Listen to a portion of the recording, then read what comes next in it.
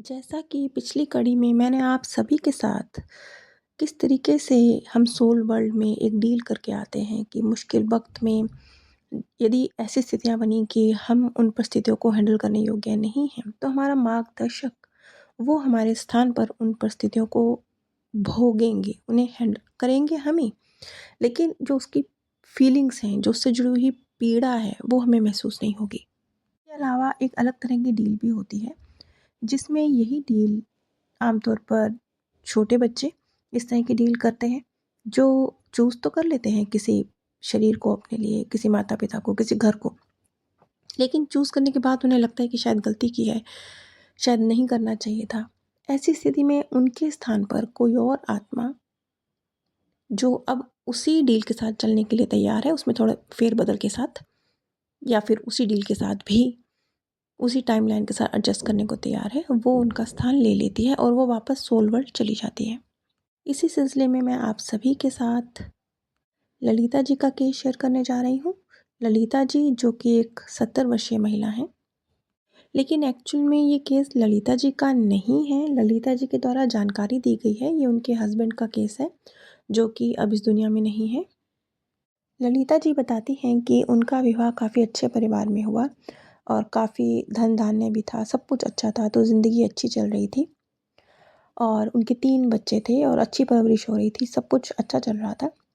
लेकिन 80s के दशक में, लगभग सन 80 की बात है, जब उनके हस्बैंड ने एक नया काम करने की शुरुआत करी। इस काम में उन्होंने अपना काफ़ी पैसा इन्वेस्ट कर दिया, लगभग सभी सारा ही पैसा इन्वेस्ट कर दिया और अपने दोस्तों से भी इस कार्य में उन्होंने कुछ इन्वेस्टमेंट ली। उनको अपने ऊपर बहुत ज़्यादा विश्वास था, वो बहुत ही काबिल इंसान थे, एक अच्छे बिज़नेसमैन भी थे, तो कुछ ओवर कॉन्फिडेंस कह लीजिए, डिसीज़न लेने में गलती हो गई या शायद लालच कह लीजिए। कोई ना कोई हमेशा ऐसा ही रीज़न होता है जिसकी वजह से हम कभी कोई गलत फ़ैसला ले लेते हैं। इस स्थिति में सुरेश जी, जो कि ललिता जी के हस्बैंड थे, उनके द्वारा एक गलत डिसीज़न लिया गया। उन्होंने अपने उनका काफ़ी रुतबा था समाज में, लोग उन पर भरोसा करते थे, उन पे विश्वास करते थे, तो उन्हें कभी किसी से पैसा माँगने में, कर्ज़ा लेने में कोई दिक्कत नहीं थी। क्योंकि एक रेपुटेशन थी उनकी, तो उन्हें बहुत आसानी से धन प्राप्त हो गया, बल्कि खुशी-खुशी। उनके मित्रों ने तो बहुत ही प्रेम से और हमें कुछ नहीं चाहिए, हम तो बहुत हैप्पी हैं, नया काम इस तरीके से बड़े प्यार से उन्हें दिया। और उन्होंने भी अपनी लगभग सारी ही जमा पूँजी, जो कुछ भी उनके पास था, इस नए काम में इन्वेस्ट कर दी। लेकिन बदकिस्मती से उनका ये काम बुरी तरीके से फ्लॉप हुआ और सिर्फ़ 2 सालों के अंदर ही वो अर्श से फ़र्श पर आ गए। अभी तक तो क्योंकि जो थोड़ा बहुत था, एक रेपुटेशन थी, कुछ जो कमाई चल रही थी, तो उसके भरोसे वो अपने जो दोस्त थे, जिनसे उन्होंने पैसे लिए थे, उनको पैसा भी देते रहे और विद ब्याज भी देते रहे। लेकिन फिर ऐसी परिस्थितियाँ बनी कि उनके पास कुछ बचा ही नहीं। ललिता जी बताती हैं कि वो एक ऐसा दौर था, जब 3 वक़्त का खाने का जुगाड़ भी नहीं था। इतनी टेंशन थी कि बच्चों के लिए खाने का जुगाड़ कल कैसे होगा? और बात सिर्फ़ आर्थिक नहीं रह गई थी, बात तो अब मान-सम्मान पर भी बनाई थी। क्योंकि वही लोग जो पहले बहुत आदर-सत्कार करते थे और आ के मान-सम्मान के साथ उन्हें धन दे रहे थे, उन्हीं के तेवर बदल बदल चुके थे। अब वो उन्हें अपमानित करते थे, अपना धन वापस माँगते थे। जो कुछ भी उनके हस्बैंड ने अभी तक किया था या उनको विद ब्याज भी पैसा दिया था, उसकी कोई रिस्पेक्ट नहीं रह गई थी। बात इतनी ज़्यादा बढ़ चुकी थी कि बात अब कुछ लोग उन्हें मारने की धमकी देते थे और कुछ लोग कि कोर्ट केस कर देंगे, पुलिस में बंद करा देंगे। कुल मिला के सिचुएशन बहुत ज़्यादा ख़राब हो चुकी थी। ये एक ऐसा दौर था जहाँ ललिता जी कहते हैं कि एक होता है बिन पैसे के जीना या कम पैसे में जीना, लेकिन ये उससे बढ़कर था, क्योंकि अब मैं कर्ज़े में थी। वो भी ऐसा कर्ज़ा जिसे चुका पाना हमारे लिए संभव ही नहीं था। और जो अच्छी ज़िंदगी हमने बच्चों को आज तक दी थी, खुद भी जी थी, जो मान-सम्मान, रुतबा कायम किया था, उसे ऐसे ख़त्म होते, धराशायी होते देखना, ये बहुत ज़्यादा दर्दनाक था। इतना ज़्यादा दर्दनाक था कि जो उनके हस्बैंड थे, वो बहुत ही एक तरह से बेड रिटर्न हो गए। इस दर्द को, इस सदमे को बर्दाश्त ही नहीं कर पा रहे थे। इस दौर में उन्हें एक हार्ट अटैक भी आया। भगवान की कृपा से वो उस हार्ट अटैक से बच गए, लेकिन फिर उनकी हालत बहुत ख़राब थी, वो पूरी तरह से बिस्तर पर ही थे। तो अब आप समझ सकते हैं कि कैसी ही हालत रही होगी कि एक व्यक्ति, आपका हस्बैंड जिससे आप इतना प्रेम करते हैं, जिसने आज तक परिवार के लिए इतना किया है, जिसने इतना कुछ समाज के लिए किया है, इसके बावजूद आज वो बहुत एकदम बीमार की हालत में बिस्तर पे पड़ा है। दुनिया जो अब तक जी हजूरी करती थी, वो आकर अपमानित कर रही है। पैसा लोगों को देना है, लेकिन खाने को रोटी नहीं है। और अब सारी जिम्मेवारी ललिता जी पर आ गई थी, क्योंकि उनके हस्बैंड तो बेड रिटर्न हो गए थे। वो तो इतना ज़्यादा उनको सदमा लगा था और हार्ट अटैक भी हुआ था, तो इसके बाद वो ज़्यादा कुछ भी करने योग्य नहीं बचे थे। वो बस एक मेंटल टेंशन ले रहे थे कि ये सब मेरी ज़िंदगी में क्या हुआ। अपने आप को दोष दे रहे थे अपने गलत डिसीज़न के लिए, अपने आप को कोस रहे थे, दर्द में थे, समझ रहे थे कि कैसे करेगी मेरी पत्नी, इलाज के लिए पैसे नहीं हैं, कुछ नहीं है। उस दौर में वो कहती हैं कि उनके हस्बैंड ने यहाँ तक उन्हें बोला था कि हम दोनों ही ज़हर खा लेते हैं, मर जाते हैं, और बच्चों को उनकी नानी के पास, मासी के पास, चाचा ताऊ, कहीं ना कोई तो संभाल ही लेगा। तीनों बच्चे कहीं ना कहीं संभाले जाएंगे, अलग अलग कोई ना कोई ले ही लेगा, और हम दोनों इस दुनिया से चलते हैं, क्योंकि ये परिस्थितियाँ, ये अब जो हालात हैं, ये झेले नहीं जा रहे। ऐसी स्थिति में एक दिन इनके हस्बैंड ने, ये सारी जानकारी इनके हस्बैंड के द्वारा, जो अब जो जानकारी मैं देने जा रही हूँ, उनके द्वारा ललिता जी को शेयर की गई है। उनके हस्बैंड ने ये डिसीज़न लिया कि अब वो ट्रेन के आगे कट के मर जाएंगे, क्योंकि अब उनमें इतनी ताकत तो थी नहीं कि ललिता जी तो इस चीज़ के लिए उन्हें रोक ही रही थी, समझा ही रही थी, कैसे तैसे हम कर लेंगे, हम कुछ करेंगे। तो उन्होंने खुद को ही मार देने का फैसला लिया। उन्होंने बताया कि वो रेलवे स्टेशन तक गए हैं, और बस वो अभी जंप करने ही वाले थे ट्रेन के सामने, और वो पूरा, मतलब कोई चांस ही नहीं था, अपना 100% था उनको कि आज मैं वापस नहीं आऊँगा, अब नहीं, अब नहीं। लेकिन अचानक से जैसे किसी ने उन्हें जंप करने से खींचा, और सिर्फ खींचा नहीं, वो कहते हैं कि मैं तो जैसे सेंसलेस था कि हो क्या रहा है, समझ ही नहीं आ रहा था, जैसे ऑटोमेटिक हाथ पैर काम कर रहे हैं, जैसे किसी ने खींचा और ला के बेंच पर बिठा दिया। उसके बाद क्या हुआ उन्हें नहीं पता, लेकिन वो सिर्फ कुछ भी सोच समझने की स्थिति में नहीं थे। वो जैसे ब्लैंक थे, दिमाग जैसे शून्य था, आसपास क्या हो रहा है दिख ज़रूर रहा था, लेकिन समझ कुछ नहीं आ रहा था। सोच बिल्कुल शून्य हो चुकी थी, सोचने की क्षमता खत्म हो चुकी थी, दिमाग ब्लैंक हो चुका था। उन्हें नहीं पता वो कितनी देर वहाँ बेंच पे बैठे रहे हैं, किसने तो उनको खींचा नहीं पता, किसने तो उनको बिठाया नहीं पता, क्या हो रहा है आसपास दिख रहा है, लेकिन क्या हो रहा है समझ नहीं आ रहा। ऐसी स्थिति में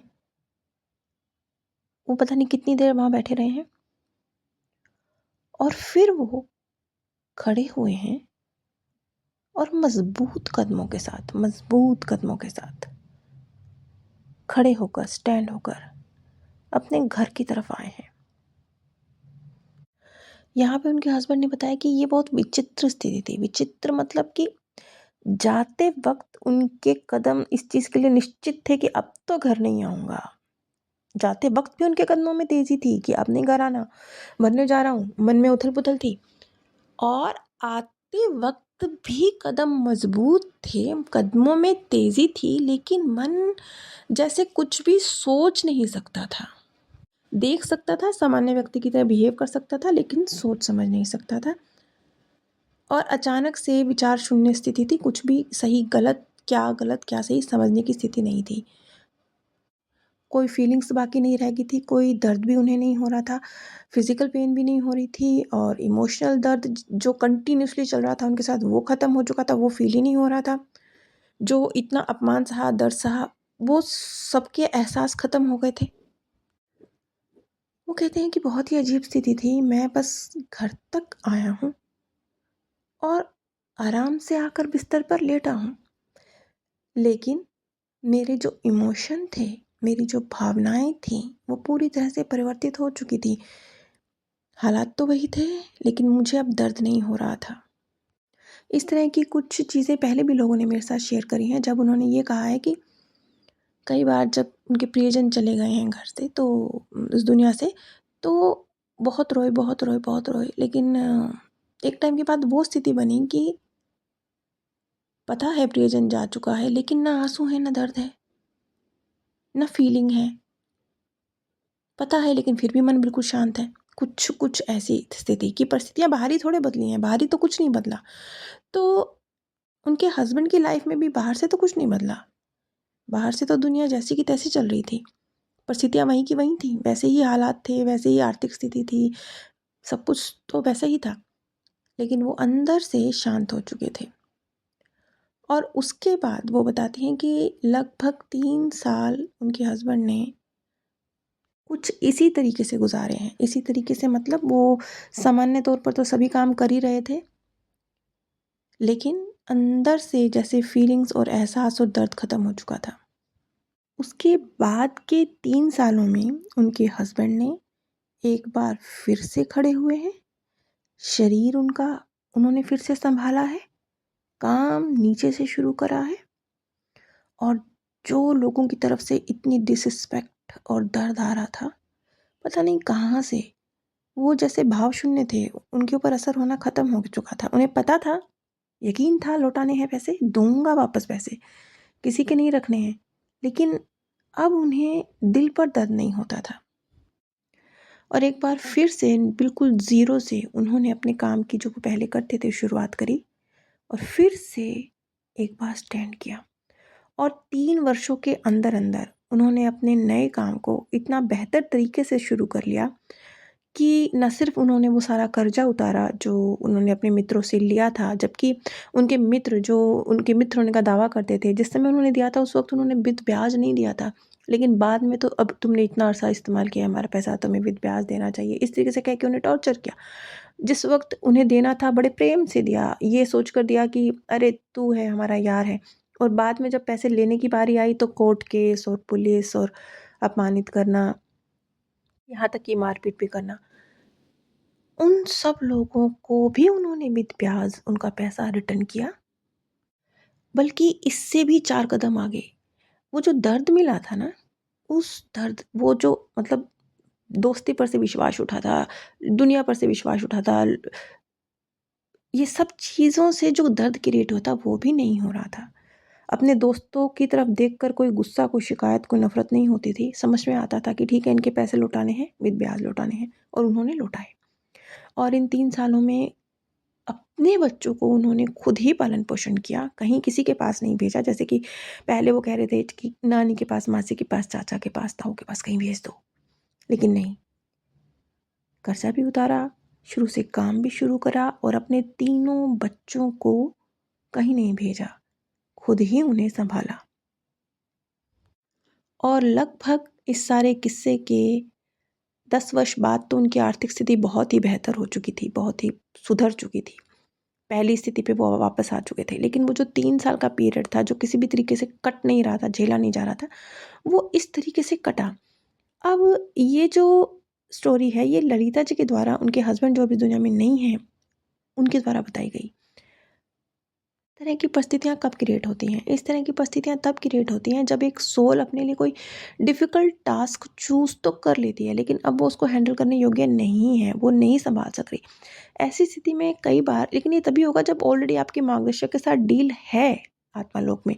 आप बिना डील के आए हैं, इस कॉन्फिडेंस के साथ कि मैं तो हैंडल कर ही लूँगा, फिर नहीं। उनके हस्बैंड के स्थान पर जो मार्गदर्शक सोल थी, मार्गदर्शक आत्मा, वो उनके स्थान पर कार्य कर रही थी। और वो जो 3 वर्ष का वक़्त था, ये अच्छी खासी अवधि थी। 3 वर्ष बहुत होते हैं, लेकिन कई बार डील इतनी ही लंबी चल जाती है। कई बार कुछ दिन की, कुछ महीने की और कई बार तो इतनी लंबी कि उनके मार्गदर्शक ने पूरा 3 वर्ष उनके अंदर रहते हुए, उनके हाथों से कार्य कराया। सब कुछ तो उन्होंने किया, सब कुछ तो उन्होंने किया, लेकिन वो इमोशन, वो दर्द क्रिएट नहीं हुआ। और जब ये चीज़ें क्रिएट नहीं हुई, तो वो ज़्यादा शांत मन से ये सारे कार्य कर सके।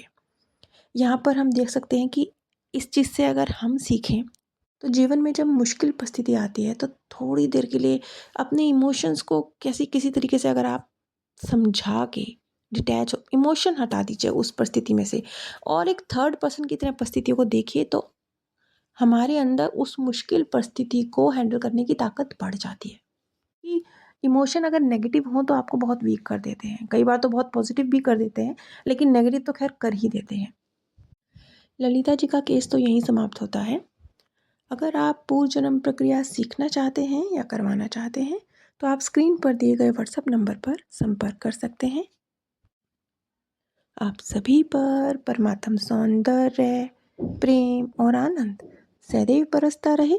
आप सभी दिव्य परम धाम में स्थान प्राप्त